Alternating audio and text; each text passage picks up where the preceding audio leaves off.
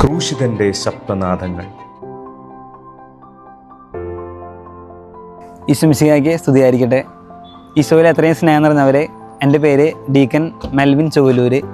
എൻ്റെ വീട് തൃശ്ശൂർ അതിരൂപതയിലുള്ള മറ്റം എന്ന് പറഞ്ഞ സ്ഥലത്താണ്. എൻ്റെ വീട്ടിലെ അപ്പൻ, അമ്മ, 2 അനുജന്മാരാണ് എനിക്കുള്ളത്.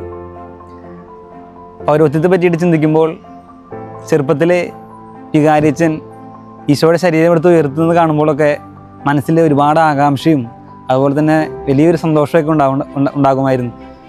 ഇപ്പോൾ വർഷങ്ങൾക്ക് ശേഷം ആ ഈശോയെ എൻ്റെ കരങ്ങളിൽ ഉയർത്താനായിട്ട് പോകുമ്പോൾ അതിലേറെ സന്തോഷവും ഒത്തിരി ആകാംക്ഷയും ഇത്തിരി ഭയമൊക്കെ മനസ്സിലുണ്ട്.